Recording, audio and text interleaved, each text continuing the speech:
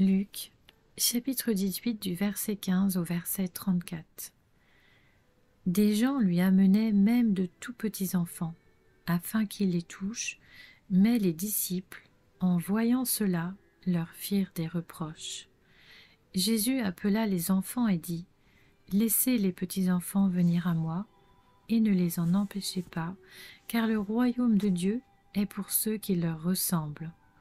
Je vous le dis en vérité, celui qui n'accueille pas le royaume de Dieu comme un petit enfant n'y entrera pas. » Un chef interrogea Jésus et dit : « Bon maître, que dois-je faire pour hériter de la vie éternelle ?»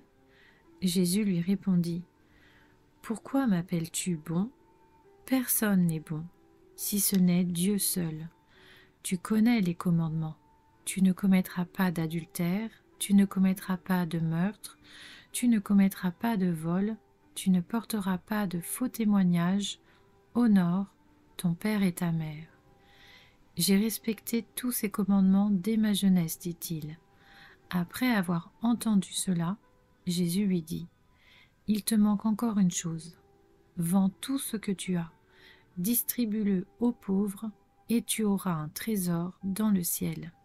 Puis viens et suis-moi. » Lorsqu'il entendit ces paroles, l'homme devint tout triste, car il était très riche. Voyant qu'il était devenu tout triste, Jésus dit qu'il est difficile à ceux qui ont des richesses d'entrer dans le royaume de Dieu. En effet, il est plus facile à un chameau de passer par un trou d'aiguille qu'à un riche d'entrer dans le royaume de Dieu. Ceux qui l'écoutaient dirent : « Qui donc peut être sauvé ? » Jésus répondit : « Ce qui est impossible aux hommes est possible à Dieu. » Pierre dit alors : « Voici, nous avons tout quitté et nous t'avons suivi. » Jésus leur dit : « Je vous le dis en vérité, personne n'aura quitté à cause du royaume de Dieu sa maison ou sa femme, ses frères, ses parents ou ses enfants, sans recevoir beaucoup plus dans le temps présent et dans le monde à venir, la vie éternelle. »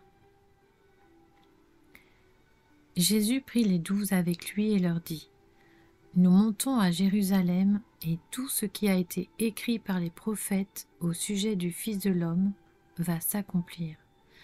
En effet, il sera livré aux non-juifs, on se moquera de lui, on l'insultera, on crachera sur lui, et après l'avoir fouetté, on le fera mourir.